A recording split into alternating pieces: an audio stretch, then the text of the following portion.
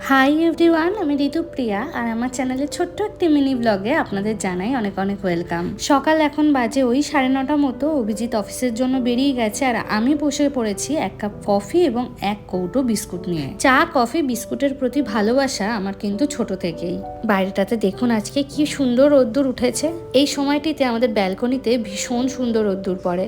আজকে সকাল সকাল স্নান ধান করে নিয়েছি। সকালের দিকটাতে আমার খুব বেশি কাজকর্ম থাকে না, যেহেতু সারাদিনের রান্না বান্না সবটা রাতেই করে রেখে দিই।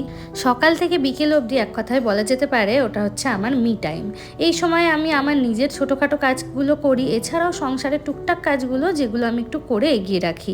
এই যেমন আজ রাতে বানাবো ভেবেছি একটুখানি চানা পনির। সেই কারণে চানাটা মানে কাবলি ছোলা যেটা, সেটা আগে থেকে একটু গরম জলে ভিজিয়ে রাখছি। এতে করে প্রেসারে 2টো সিটি দিলেই কিন্তু খুব সুন্দরভাবে কাবলি ছোলাটা সিদ্ধ হয়ে যাবে।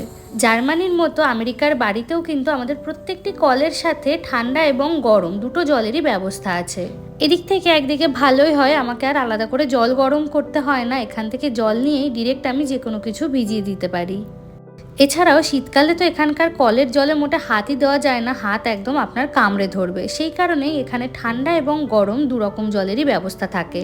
এতে করে দুটো কল একসাথে ব্যালেন্স করে চালিয়ে কিন্তু আপনি রোজকার কাজগুলো করে নিতে পারবেন। সবজির প্যাকেটটা সেই সকাল থেকে রান্নাঘরে দৌড়াদৌড়ি করছিল, ওটাকে গুছিয়ে ড্রয়ারের মধ্যে রেখে দিলাম। এবার একটু ঠাকুরকে খেতে দিয়ে নেব। এখানে ঠাকুরকে আমি বেশিরভাগ দিন ফল মিষ্টিই দিয়ে থাকি, এখনও অবধি কোনো কিছু সেরকমভাবে বানিয়ে দেওয়া হয়নি। ইচ্ছা আছে হোলির দিন একটুখানি পায়েস বানিয়ে দেব।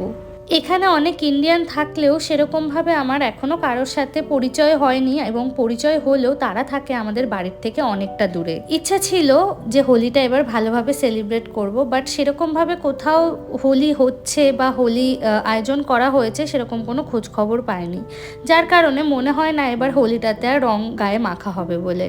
ব্যাস, ঠাকুরকে খেতে দেওয়া হয়ে গেছে। আজকে বাইরেটাতে এত সুন্দর রোদ, সকালে যে দেখালাম আপনাদের, এই দেখুন ব্যালকনিটাতে এখন আবার কিন্তু ছাওয়া পড়ে গেছে। বেলার দিকে এরকমই হয়, তখন যেহেতু সূর্যটা ঘুরে পশ্চিম দিকে চলে যায়, আর আমাদের যে অ্যাপার্টমেন্টটা এটা কিন্তু পূর্ব দিকে। না, এবার নিজেও লাঞ্চটা সেরে নেব, বেলা কিন্তু প্রায় অনেকটাই হয়েছে। এখন খুব সুবিধা হয়েছে জানেন তো, বাসন আর নিজে হাতে মাজতে হয় না। যেহেতু এই বাড়িতে আমাদের ডিশওয়াশার আছে, সেই কারণে ডিশওয়াশারে সব বাসন লোড করে দিলেই বেশ সুন্দরভাবে পরিষ্কার হয়ে বেরিয়ে আসে। আমেরিকাতে আসার পরে এই বাড়িতে ডিশওয়াশার থাকলেও প্রথম 3 সপ্তাহ মতো আমরা কিন্তু ডিশওয়াশারটা ইউজ করতে পারিনি। তার কারণ ডিশওয়াশারের জন্য আলাদা এক ধরনের পটস দরকার হয়, যেটা আমাদের কাছে ছিল না। আর অভিজিৎ আমাকে প্রথম থেকেই বলছিল যে ডিশওয়াশারে কিন্তু ভালো পরিষ্কার হবে না। সেটাই আমার মনের মধ্যে গাঁথা ছিল। তাও আমি ভাবলাম যে না, বাসনপত্র মাজতে যা খাটনি, তার থেকে একদিন বরং ডিশওয়াশারে বাসনপত্রগুলো দিয়েই দেখি যে কেমন কি